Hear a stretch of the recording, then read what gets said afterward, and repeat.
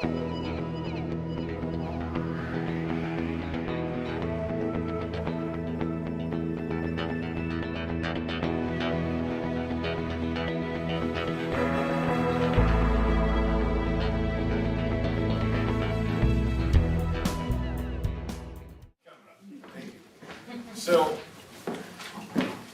we're going over the major presuppositions in psychoneurology, and I'd love to get a copy as well. To see exactly the wording on notes that I printed out here. This for him? Thank you. Okay, so the first precept is number one, that communication's redundant. We're always communicating. And I asked Ojai, why would that be a precept? I mean, isn't that kind of something along the lines of obvious? And so here's what I want you to think about. And this is the kind of conversations we'll be having for you, those of you who are more advanced doctoral students and completing your doctorate, is I don't need you to know the precepts. I expect you know the precepts. I expect you know the links for the precepts. I expect you know how to apply the precepts. What I want to know is, okay, do you know the inside of the precepts? Do you know the inside of the structure of what the thinking was of the person who wrote them and what they were trying to achieve? That is something that I need to see. That's going to impress me. You being able to parrot it out or memorize it or know it, that's just a given, right? So there's two types of communication, obviously, implicit and explicit. Explicit is, I'm talking to you and we're in a relationship counseling, and then you say you're not communicating, right? That's explicit communication. Implicit is obviously the second one. It seems obvious to me, I wonder if it does to you, to make a precept that you're always communicating means that most definitely the implicit communication is just as important as the explicit. Because are you always communicating explicitly? No. Are you always communicating implicitly? Yes. Yes. So this is good. If it says you're always communicating, then it's going to calibrate you more towards what? Implicit or explicit? Explicit. Implicit. It's going to calibrate you more to implicit. Are we naturally more calibrated to implicit or explicit communication? Explicit. Naturally communicating in an explicit way is the way we're going to calibrate to right now. That's the way we're all designed. You know, we're sitting there, someone speaks up, they get our attention. So one of the things you start with right away when you're working with a client or patient is the moment that meter's on, or whatever, and you're in session, is the moment you're keyed into them. And whether they're talking or whether they're not communicating, you should be just as tuned in as if they were speaking the entire time. Right? That is a precept. That's what it's meant to do. It's meant to take you into that kind of thought process. If you do that, is it going to take a lot more consciousness and effort in the beginning? Yes.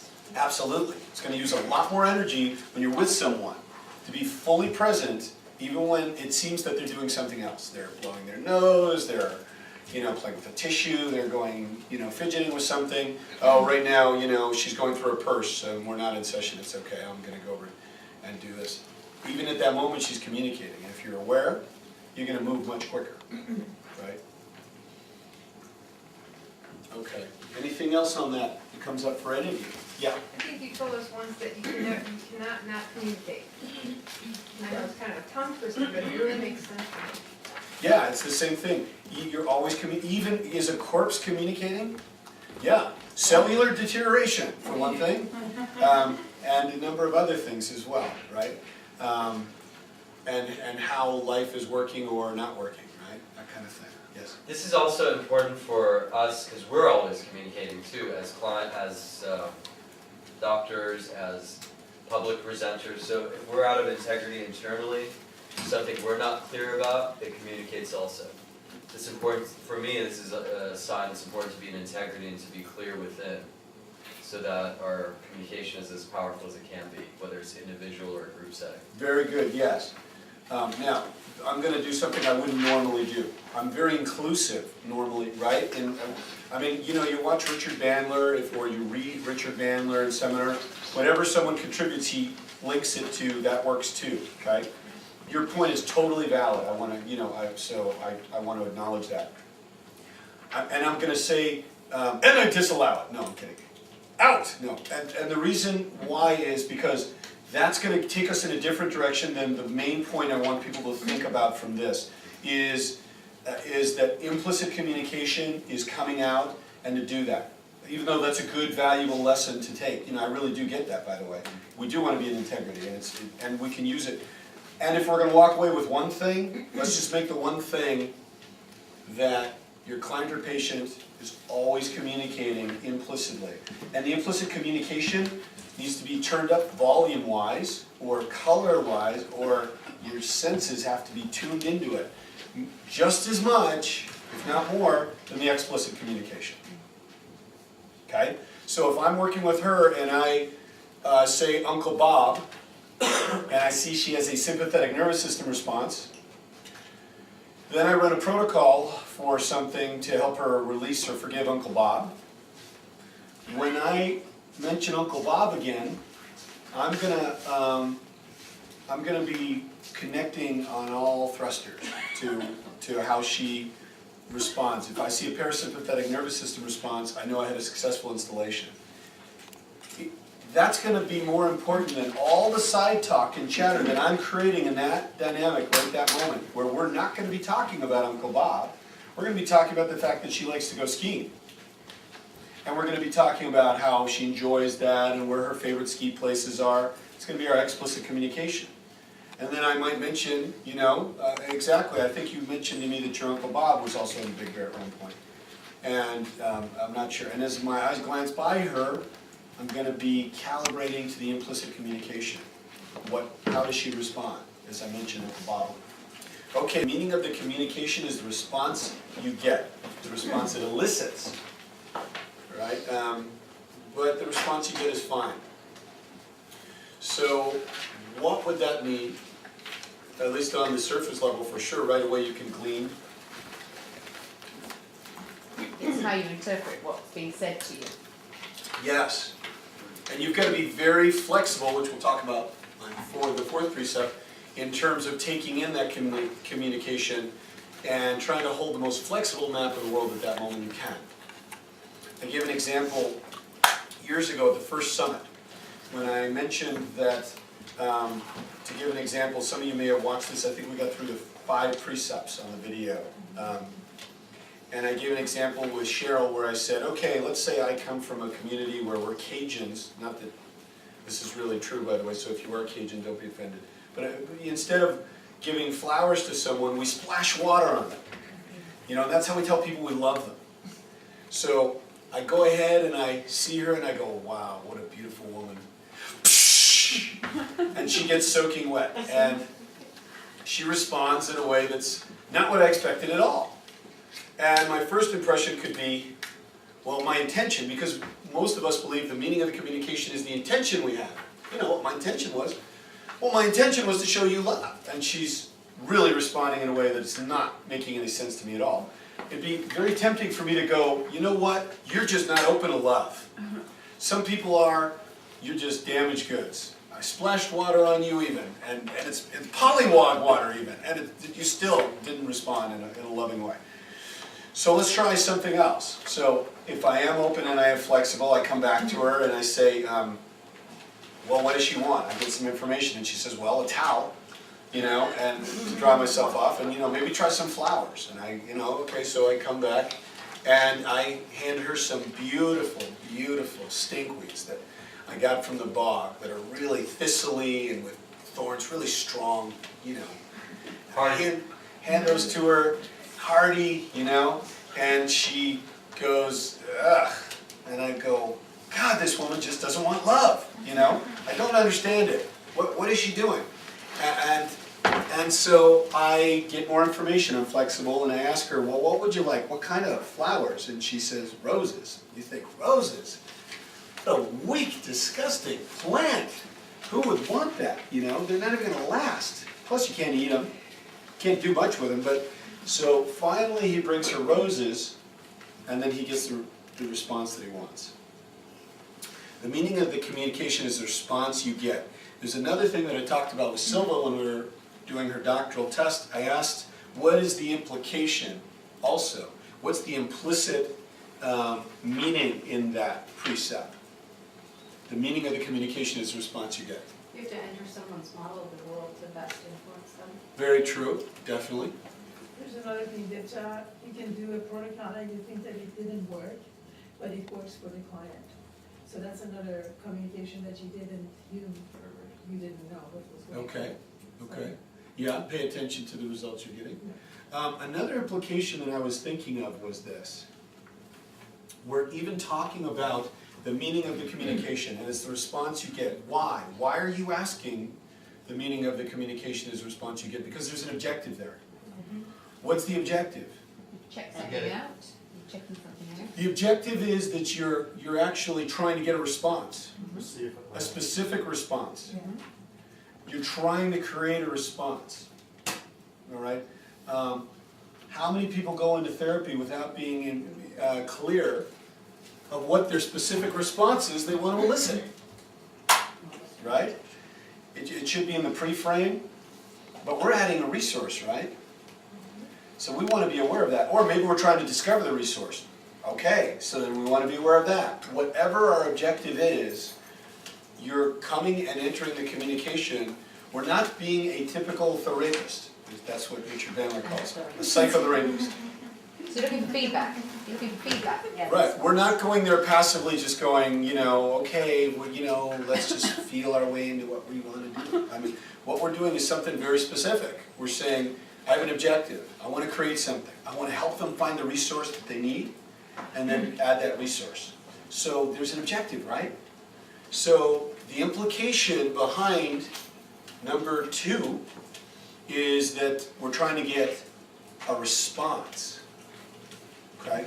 It's implicit, but that's more important than you think, because you'd be amazed how many people will go into any process, bless you, without being clear on what the response is they want to elicit, right? And if you don't know what you want, you got a lot less chance of getting it. Does that make any sense? So part of that precept is to become aware of the implication that you want to generate a response. That's why you need to go inside the precepts to really understand them. Looking at them on the outside, they kind of seem a collection of strange things that either I threw together or from NLP. But when you understand the implication of them, they make more sense. Does that make sense? Yes. Okay. Do you kind of follow me so far? Yes. Okay. All right. Okay, number 3. People respond to their map of reality, not reality itself. All right, we know what that is quite obviously. People have an internal map of the world, and that's what they're working with. But why would you put that presupposition there? It's very important to know, Well, it's because, very important. because we're seeing the world through our map too, so a good psychoneurologist is really adept at getting into other people's model of the world, because if you're not working within their model, their internal structure, you're not gonna make change. Very true. Very true. But know what you wanted. No, actually, I'm building it. I'm building it. And in addition, what else? Because you only have your own map of reality. You can't really have somebody else's map of reality. Okay. Okay. And also, it's also implicit in here to tell you that it's also kind of, the implication is what Jan's saying. Make sure you're tapping into their, what their map is in the first place. And the more of their map you know, the better, or the clear communication you can have in order to get the response you want. So by Correct. entering, you could use a lot of their map. The implication is also, don't tap into the external map hardly at all, maybe, or what you think your map is. Really, if you want to darken up anything, darken up the rest of the picture and try to light up their map and move from there. People relate to their own experiences best. Should Yeah, be the only useful. way you need to go outside their map is if you need to add something to their map, okay? And then you're gonna calibrate from the external maps that you can collect outside of there, like your own and any additional resources that you can kind of collect or glean, okay? But what it's kind of saying when it says people respond to their map of reality, not reality itself, is saying This is, it's a distinction between the way traditional therapy is done, which is really based on our perception as therapists, as the rapists of reality, right? It's basically based on our perception versus what we think reality is. And then trying to get our patient to align with that in a way, isn't it? Bring them to reality, let's get them serious with reality, right? it's a fundamental aspect of transformation too, because no matter what emotion someone has or issue, it's based on their map. So creating change is about them seeing the distinction between their own map and reality and having them change or add resource to that map. If we know what reality is again. Okay? But it's still distinguishing between what it is and their map perception. Definitely looking at the matrix of their perceptions and seeing what can be, thickened up or added as a resource, absolutely, okay. And we'll expand on that. What I want you to do is just ask yourself these questions, not just now. When you come up with something new, you're gonna own the precept after that, because by expanding it, you're gonna own it more than it's been owned up till now. And that will strengthen your resources. How is this gonna work most importantly? You'll think this way. If you just come from the first precept, Jack, and you start working in a situation where you're now starting to think about, oh, I should talk about her ski trip, while I'm checking on when I mention Uncle Bob, how she responds, isn't that already guiding you in a different direction than 99% of the, coaches, therapists, bless you. People are gonna be going naturally, right? Already, that's gonna put you in a whole different direction. And doesn't that feel different? Doesn't that make you more of a technician? Do you understand that? Remember how I'm trying to push you towards mechanistic approaches? I mean, it doesn't mean that we don't have our heart. Our heart is informing us to help them, to support them. But a lot of times, if I say to you, if I want to get a clean sample and I start saying, how do you feel about Uncle Bob now? There's so many things that can come into that. I don't even know how clean that reaction is going to be. But if I'm talking about something else and I watch it, then I'm going to be much better. Who was an absolute master of this? When I say just thinking of somebody who watched implicit communication and mastered implicit communication. Both, but Milton Erickson more so, right? Because he couldn't even move. He watched little subtle gestures. He watched the interplay of vocal tonality and those micro gestures that people have, and that kind of dance. So think in terms of these precepts. Carry them around with you. Think about them. They'll work with every aspect of your life too. All right, okay. Number 4, the concept of requisite variety. And by the way, each one of these has the link, right? The links that we've memorized. Number 1 is tree, right? So what is tree? Like communication's redundant. We talked about maybe seeing the bark of a tree, as maybe it has some grooves in it or cuts from a bear or something, and it's communicating to you right there. I don't want to spend too much time going into the links right now because it'll slow down the process of getting through the precepts and getting the deeper meaning. But I do invite you to go back and do those because we do have a video that you can watch with them linked up like this. Okay, requisite variety, all right? And basically the person with the most options, the most powerful, I don't know about the be willing to do anything, but basically the most flexible person in the room is the most powerful, right? If you speak, or if there's somebody in there that speaks French and somebody speaks Spanish and somebody speaks German and somebody speaks Italian, and you're the only one who speaks French and Spanish and German and Italian, you can control that room. You can basically say what he's saying, what she's saying, what's see if I can say this in 20 seconds. The Tony Robbins story, there's a guy who was working for the mafia. You remember that one? Okay, there's a guy who's working for the mafia, and he's an accountant, and he's got his tongue cut out, so he can't speak or he can't do anything, he can only do sign language. So he's a pretty reliable bookkeeper, you don't ever have to worry about him giving away information. So what happens but the mafia boss realizes that about $12 million is missing, and he's finally narrowed it down by killing people, cutting off thumbs, etc., that it's got to be tongueless, his accountant, okay? So basically, he can't communicate with him, so he needs to get an interpreter. So he calls in this interpreter, and with sign language, he says, "Tell that son of a bitch I'm really mad at him, and I know he stole my money, and he better give it back or I'm gonna kill him." So he signs back to him, he says, he's really upset with you, and he's going to kill you if you don't give back his money. And the tongueless goes, and he starts gesturing really fast. "Tell him I don't know what he's talking about. I'm a loyal employee for over 20 years, and tell him to look for his money somewhere else." And so, he says, "What'd he say? What'd he say?" And he says, you must be looking in the wrong place. Look somewhere else. He says, "You tell that son of a gun, I know he's got my money, and unless he gives it to me right now, he's not going to walk out of here alive." So he gestures back. He says, you've got the money, and you're not going to walk out of here unless you give it to him alive.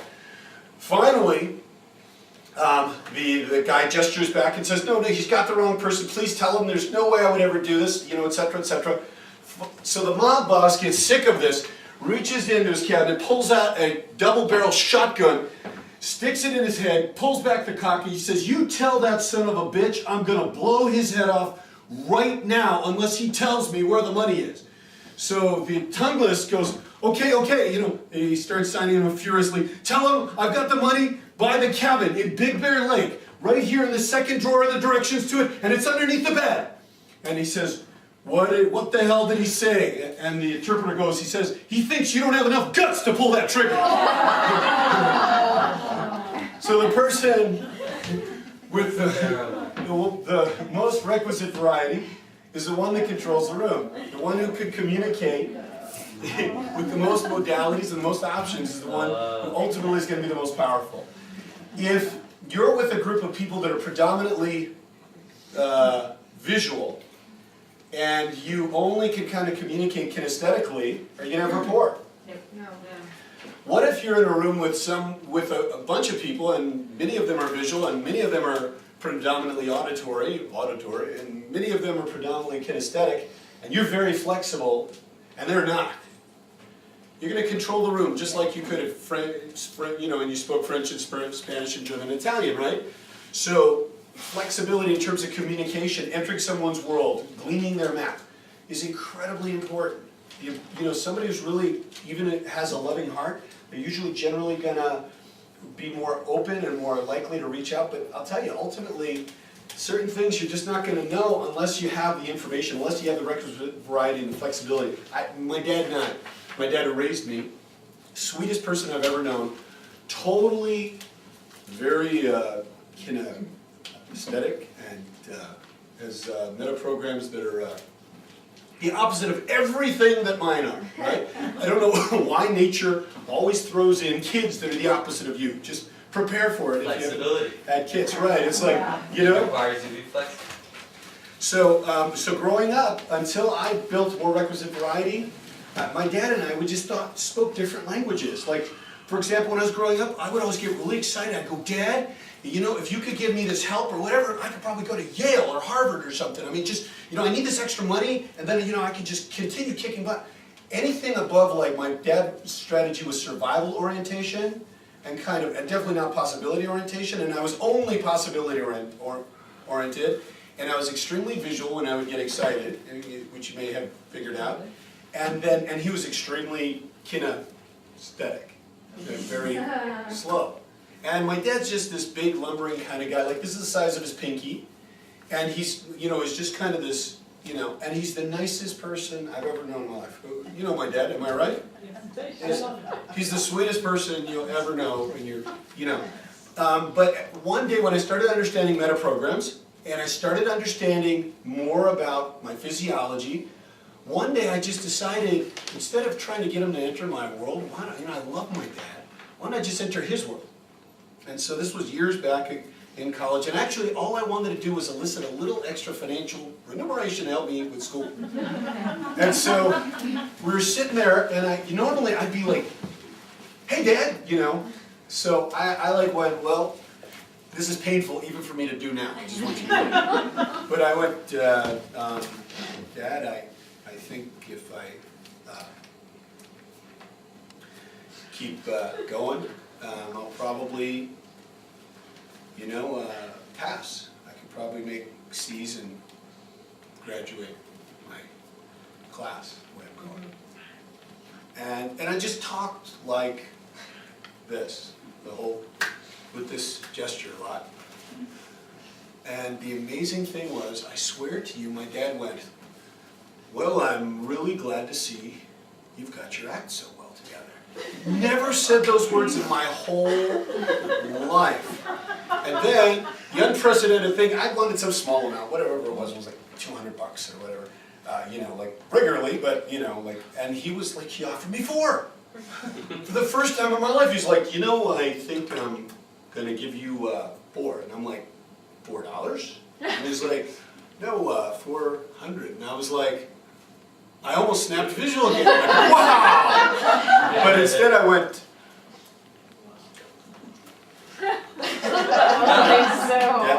that should be okay.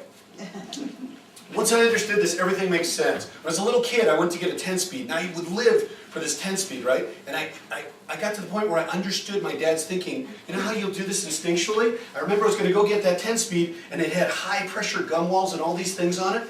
And so we go in to get this Jetane, this best of all racing 10-speed bikes that I've been waiting for forever. And the guy says, "Do you want the high-pressure gum walls?" And my dad's like, "No, we don't need those." And even then I went, "Well, Dad, you kind of have to have them." Everything I spoke in was necessity. You have to have them because if you get the lighter frame, it really doesn't do anything. The thicker tires, you're kind of stuck with it. He's like, "Oh, okay, I guess get those. Do you want the alloy or the steel gooseneck?" My dad's like, "Well, probably the steel I think is less." I'm like, "Well, unfortunately, you kind of have to have the alloy because it adds the weight and then it kind of undoes the whole purpose of the bike." And that's what I realized I knew how to do. Like back then I just thought I thought I had to act like I was bummed or something for things to work. And everything had to be necessity oriented.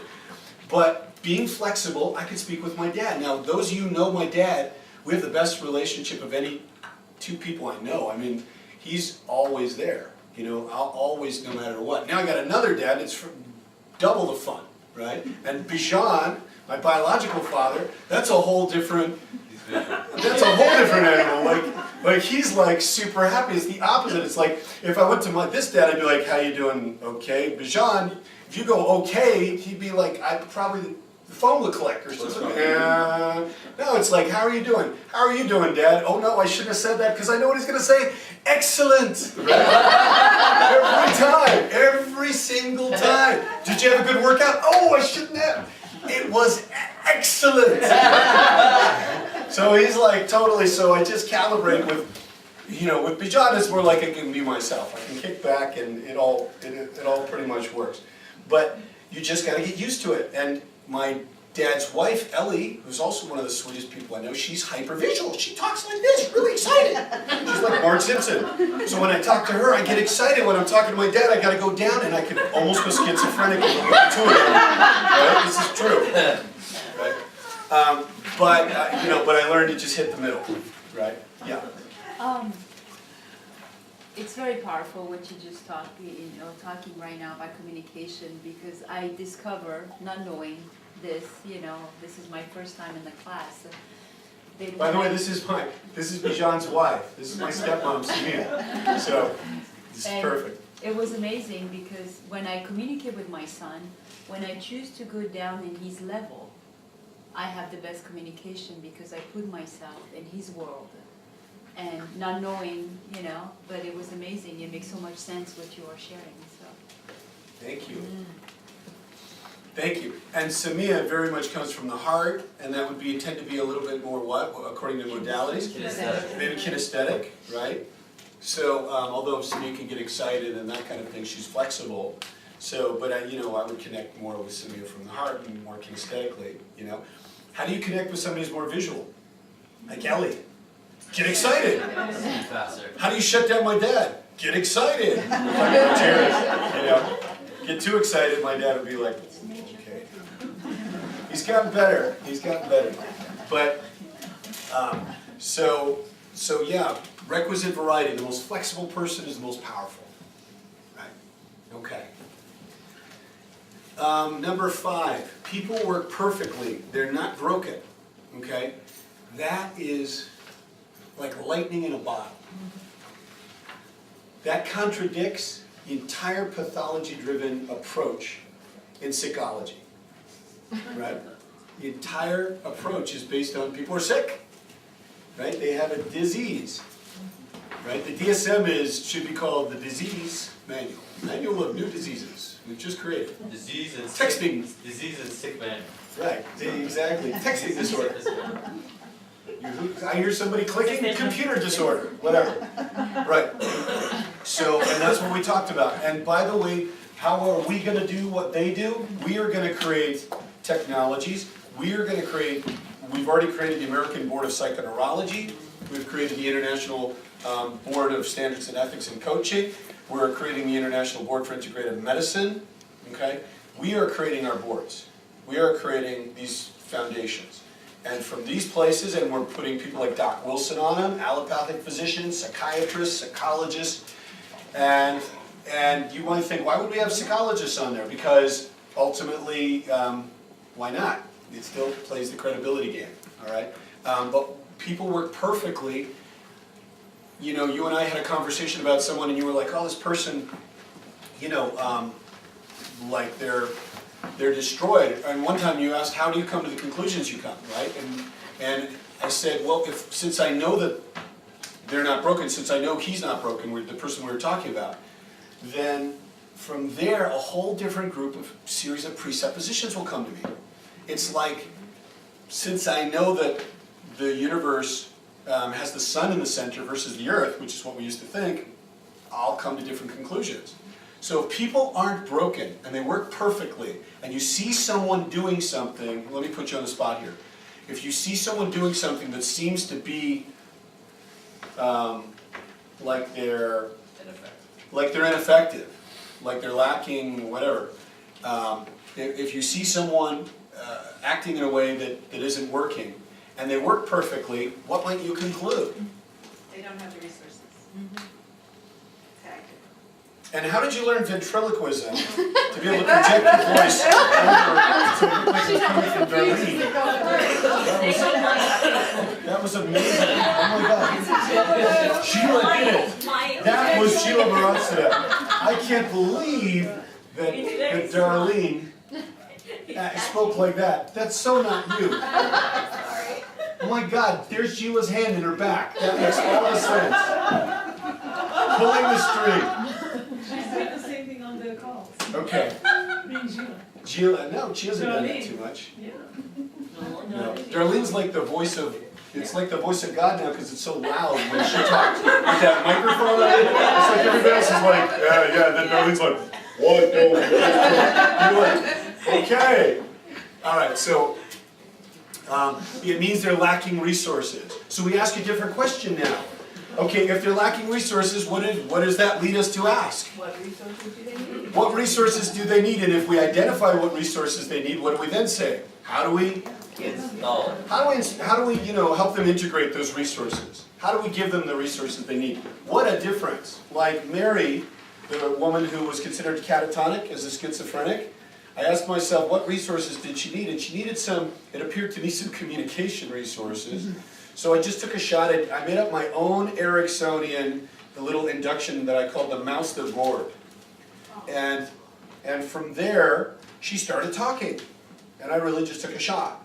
But if I would have said, you said to me one time, something about working with schizophrenics that, I've heard that from, every professional I've worked with, most of them would really go, wow, a schizophrenic was kind of like, must be worse off, or must have a lot of issues, or must be really, there could be a lot of darkness or a lot of challenge. But if you don't look at it like that, if you just look at that there is nobody who's broken, then you're not intimidated, you're curious. And you'll play it differently. And what a difference that makes. Make any sense? Okay. All right, beautiful. Okay, so tell me one other thing about this. People work perfectly, they're not broken. Sometimes the resources they need are not available to them. They're not broken. What does that mean? They have everything they need within them. That's good. Another precept, which we're going to hit, by the way, in a minute. But yeah, they have everything they need within them. They're complete. But sometimes they just get so clouded, they can't see beyond, they can't see the resource. there's one other big premise. If people work perfectly and they're doing something that seems that it, doesn't make sense, look for secondary gain. Secondary gain, What are they doing that's making this work for them? Remember I gave you the example of the Persian lady? Now I'm starting to feel like Dad. You know how Dad always has the same friend he talks about? It's Tony. Tony's like 90 different people. Because I was going to say, again, this guy Mark brought me this Persian lady to work with. And her family was standing with her and they had their hands on her back as she walked. I mean, they were like literally like attached to her the way she moved. And then so I got her away from them and I got her alone and I started talking to her and I said, your family's very attentive. She goes, oh yes. I said, were they always this attentive? She said, you mean when? I said, like before you started presenting. She goes, you mean, before my problem? And I said, problem, OCD, which we'll talk about. Because she wanted to ask me what OCD was. OCD, in short, is generally just a phobic response. Our job is to decide phobia to what? What are they responding to? And we'll talk about that, how you can do that. So I said, were they always this way? And she goes, oh no, they ignored me completely before this. I didn't take that patient on. She has so much vested interest in maintaining that.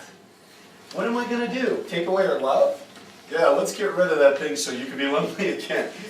That's Persian style, exactly, because you know that Persians will sometimes, there's got to be a reason.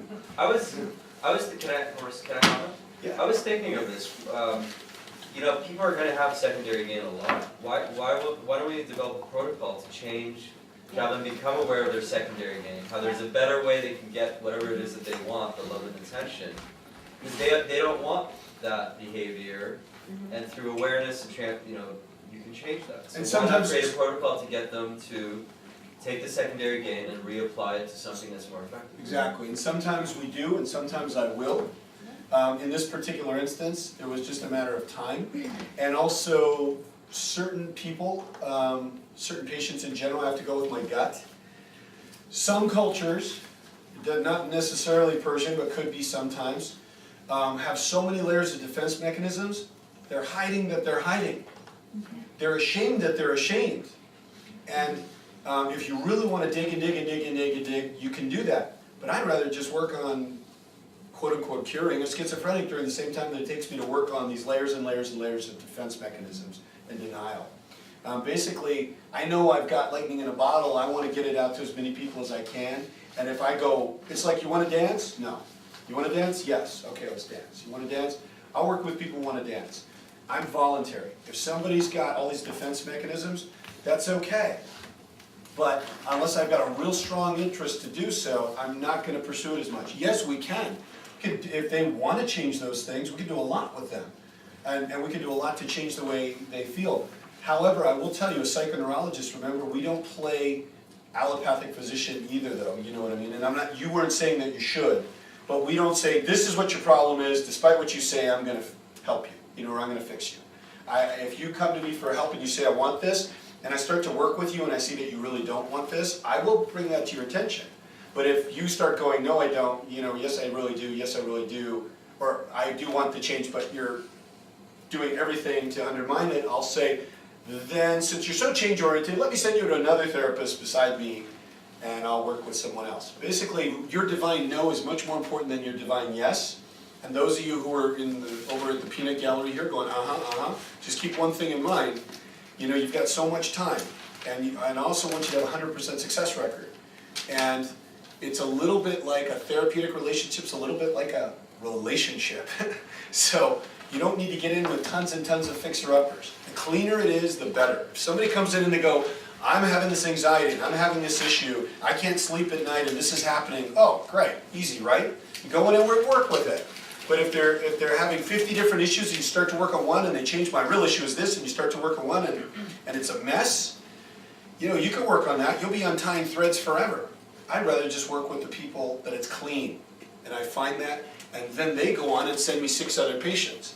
And it's a pleasure to work with. I'm being totally selfish. I want to keep my saw sharp, right? I'd rather sharpen my saw and keep it sharp, and I can keep cutting through the trees than hack away at that one yucca tree that just isn't going until I finally get it to maybe go. And now if it's your child or something, it's a different issue, right? I mean, you're going to stay there and you're going to stick with it. And you're going to be flexible and you're going to break your teeth on that if you need to, but you'll make it happen. And in the end, you'll succeed. But, you know, there's only so much of us around. How many are in this room? I keep asking you. And how many need us, right? If you drew a circle around a map, even in this area in Ojai, you'd find more people within a few square miles than we can treat or work with, right? And you're from all over the place. My God, how many of Susie's are there in London? She should just pick the easiest, quickest, fastest one she can go and do, and she's going to be blazing a trail, you know? Over in Northern California, how many Jans do we have? You know, we don't have any other therapists besides Jan. There's no way she could possibly outuse, you know, the usefulness that she has in terms of boom, boom, boom, boom, boom, going to people as quickly as she can and creating change. Plus, there's this thing called a telephone for people that don't even live next door, right? But as a psychoneurologist, which is different than a coach, I do encourage you to be live if you can be for your patients, so you really can calibrate. You can. Coaching's different. Yeah. Psychoneurology, I definitely encourage you to be physically present. Okay. Good job, Colbey. Good job, Bill. Give him a good job. Self-soothing. I'll sleep well tonight. Thank you, darling. Number 6, gun, right? People make the best choices with the tools available to them. That's kind of a corollary to 5, right? Why would we say 6 then, if we already have 5? Well, that's the word choice. Mm-hmm. Okay, there's another corollary just to that we kind of hit.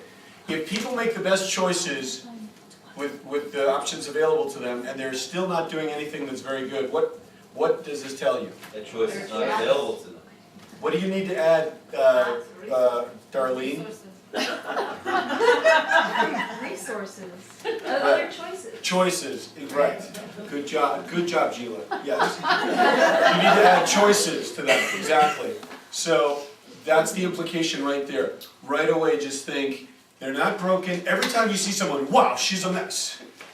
You know, she's really screwed up, whatever. Just get rid of that. And a lot of times when somebody's got layers of stuff, they're just defense mechanisms. All kinds of ways to deal with handling their stuff. The biggest challenge you're going to have with somebody who has layers and layers of stuff is you're really going into their coping mechanisms. You know, for me, because I have little time, I won't choose to work with those patients, but you're welcome to. You know what I mean? And I encourage you to. Obviously, everybody can use resources and help and be supportive, but I'm saying there's a fire right now. Don't be like distilling the water necessarily, all right? Just get that sucker put out, right? And they're all over the place. Hopefully that didn't sound too crass. I don't think I cussed or anything. Okay. So, so I'm speeding up a little more, but get inside that one. Think it through. Why would you say that? Why would you put those, out of those two, why would I put those together? Number 7, every behavior is useful in some context. That comes straight from Virginia, by the way. Virginia Satir. You know, we took that from her. Hey, bro. What does that mean? All behavior has positive intention. Yes, and it's useful too, right? So if every behavior is useful in some context, what is the implication here, but it's not said? The implication is, Everything's all right. yes, every behavior is good. There is, therefore, no behavior is bad. Completely. Who said good? No behavior is good. No behavior is really bad, is what you're supposed to get from it. What does that mean?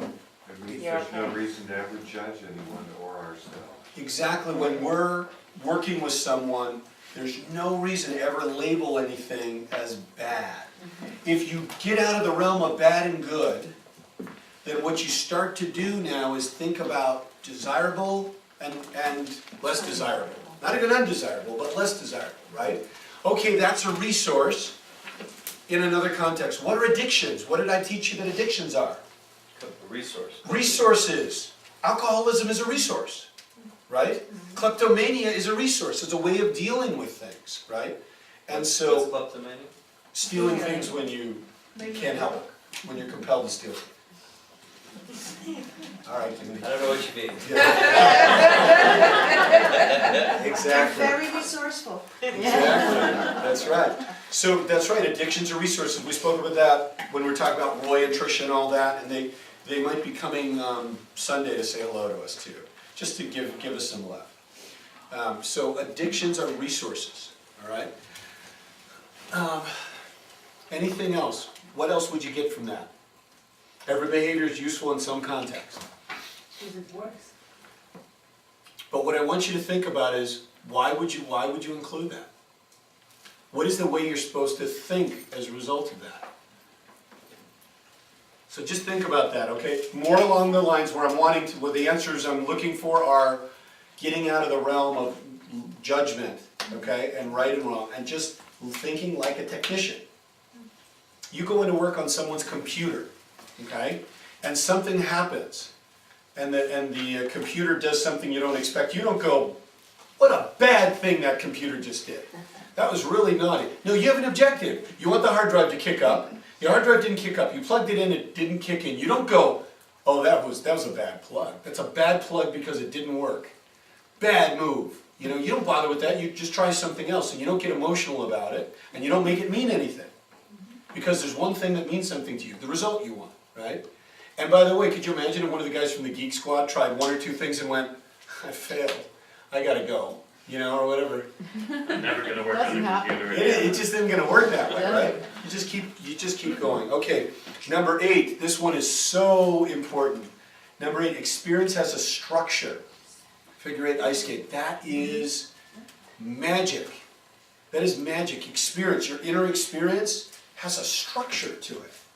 If your experience didn't have a structure to it, all you would have is whole experiences.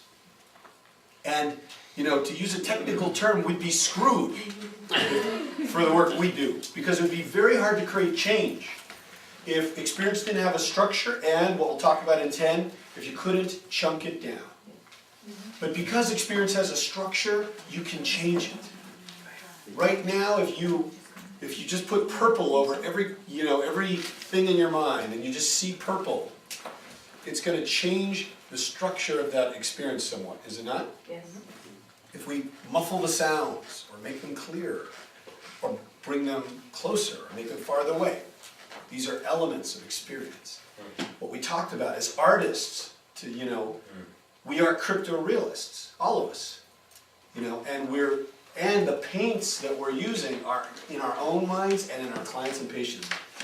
We're really creating this, we're really taking the structure of magic and we're using it, okay?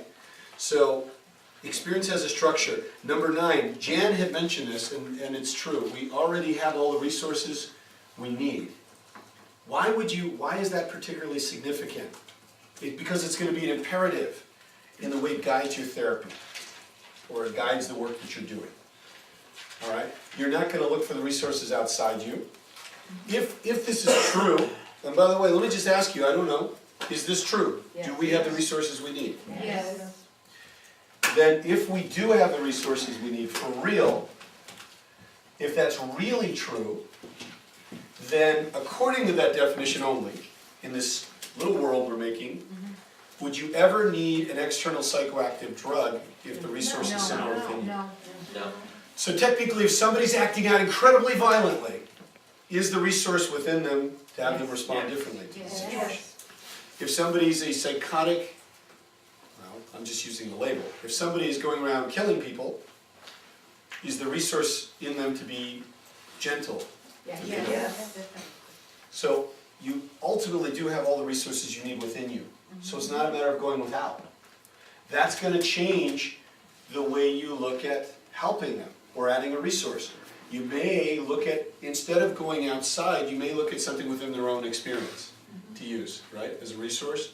So you're going to think around the inside too.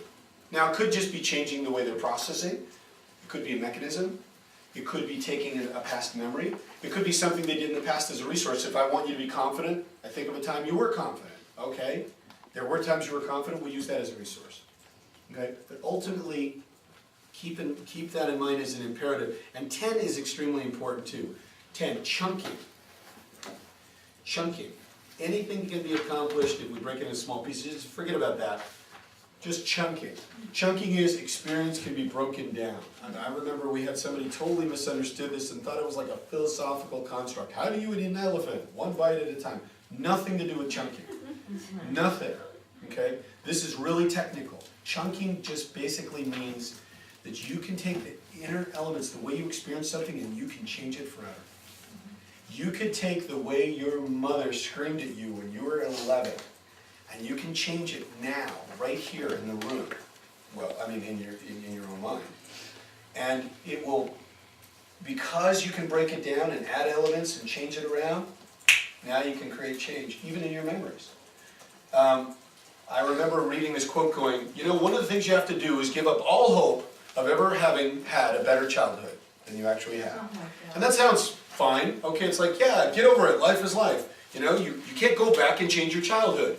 Can you go back and change your childhood? Definitely change all the memories. You absolutely can change your childhood. Thank God.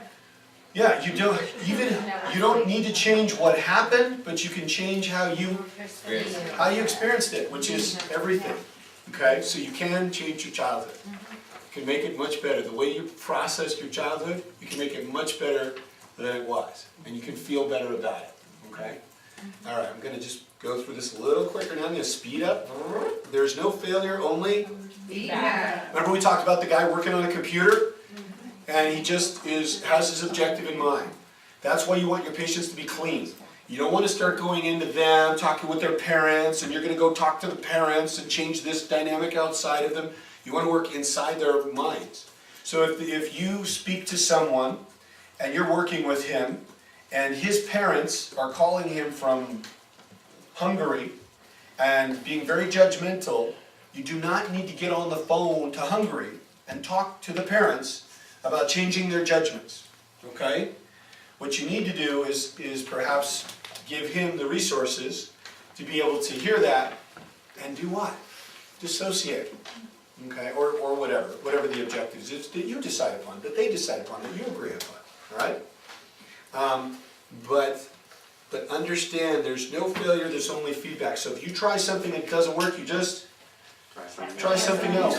And because there's no bad, you're not bad. You can't be bad. You can't be a bad therapist, okay? All you can be is just learning. It's not about giving you the freedom to fail. It's about giving you the latitude to learn. How's that for a reframe? I took that from Schwarzkopf, General Schwarzkopf. It's not about the freedom to fail. It's just giving you the latitude to learn. Norman Schwarzkopf said that. That's a good one. Yeah. Okay. Number 12, eggs, you know, like cracking eggs. If what you're trying doesn't work, it says very simple, do what? Try something else, try something else. Now, if we had more time, it's going to take me longer to explicate that, so I'm going to pass that up and we'll go back to it another time. But there is a reason why both of those precepts are there, okay? And there's some fundamental distinctions, but it's important, but it's subtle. Okay, number 13. Underlying every behavior is a positive intention. Virginia Satir would say, for the person doing it. Okay, it doesn't mean that, you know, again, it doesn't mean that the serial killer really meant to make that lady happy because he took her skin and turned it into a butterfly if you saw Silence of the Lambs or whatever. It just means it was a positive intention for them. Okay? And how is that behavior in every context could be applied in another context? Well, it's good to sew. Jacqueline Yazdani helped sew or did some work on my, on my coat. In other words, every part, every piece of behavior that you would do is helpful. When somebody goes into rage could save your life someday, right? Depends on the situation. So, for example, a mother is there and she's protecting her child from somebody who's going to harm her. The plane that crashed in the soccer team years ago, and they ended up having to eat the dead bodies. Yeah. True, To survive. Keep them to alive. survive. Yeah. Yeah, I mean, so, right, how is cannibalism useful in some context? There you go. Good. Keep that one in mind. Hold their It line. does that in order to protect oneself from something far more painful. If you start to realize that every behavior is useful in some context and that things have a positive intention behind them, it makes you look at self, quote unquote, destructive behavior differently. When you start combining them, well, why is this person destroying themselves? Well, wait a minute. They work perfectly, they're not broken. Okay, every behavior is useful in some context. They're not right or wrong. There's no wrong here. Okay? And every behavior has a positive intention. Now I've just created a puzzle. If I gave you those precepts to take a look at any behavior that seemed incredibly self-destructive, you're going to be able to pull that apart in a whole different way now. You're going to be able to understand it, and you're going to look for different things now. How does that serve them? This apparently self-destructive behavior. How does the mom respond? How does the dad respond?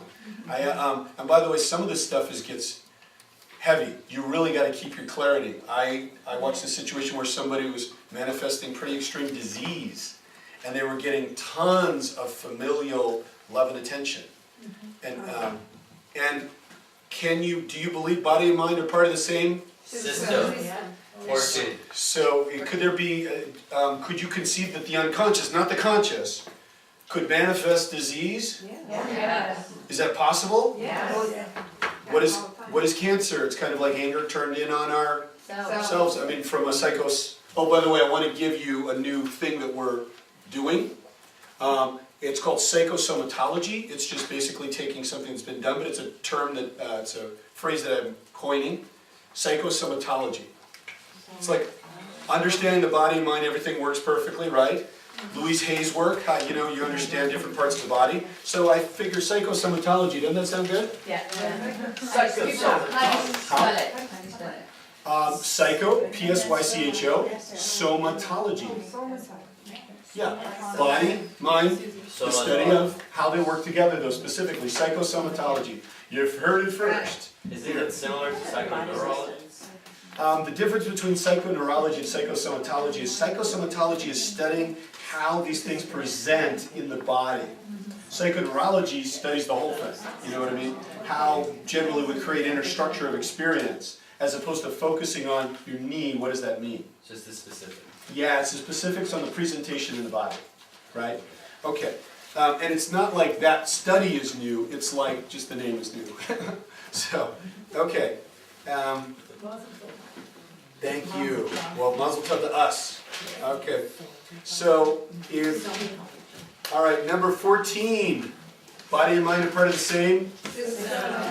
Is that really true? Could that really be true? Could it really be that that we're manifesting and presenting forms of disease, and that there really is a causal psychological component? Buddhists believe it. They believe that everything works perfectly. Various Buddhists believe it, and they believe that Master, you would tell us that there's no such thing as disease that isn't really having a part of your, that isn't a presentation of something going on inside your soul's journey or your emotional journey. That your emotions are really creating all those things. And by the way, I've never seen somebody, every time I've seen presentation of certain diseases, I've tended to see certain accompanying emotionality. Have any of you ever noticed that? Yes. For different types of cancer, for example, like Louise Hay said it, she got a certain type of cancer. And I'm testing this. My maid was involved in a very difficult infidelity with somebody who hurt her. She came to me and she said, Humana, and she said, I have cancer. And I said, is it uterine or is it ovarian? Mm-hmm. And she said, how did you know? It just only made sense based on the limited bit of information that I had. So I do believe in psychosomatology. I do believe that everything works. The body and mind are part of the same system. We could go much more into that. If that's really true, it's so big, we're not even ready to start unpacking it yet. Because we first got to get on solid ground as psychoneurologists. We've got to get, and by the way, I've just met a clinical researcher, an MD, who wants to help us. So we'll start talking about that. Met her at the Ally Brown thing. By the way, last night, while Dr. Wilson was talking, this one too, this pre-op. Correct. Body and mind are part of the same system, right, Doc? Okay, all right, bro. We're gonna have you on start in about a half hour, is that cool? That's fine. Excellent, okay, great. All right, number 15. If one person can do something, anyone can Do it. learn to do it. What does that mean? Remember we talked about thriveology, self-love, even auto-dissociation? Is it possible that there are people in the world that you could scream at and it'll go right off? Oh, yeah. Just roll right off? What does that mean? You can do it too. You can do it, why? You have a similar brain and nervous system. And you can run them, psychoneurology is looking at how to run them. You can run them in a similar way. And tonight, what I'm gonna ask you to do is start to look at those tools and put those things together. We'll talk about that after our time with Dr. Wilson. Okay, I'm gonna continue to speed up and gloss over this a little bit more. Number 16, what is it? Someone read it to me.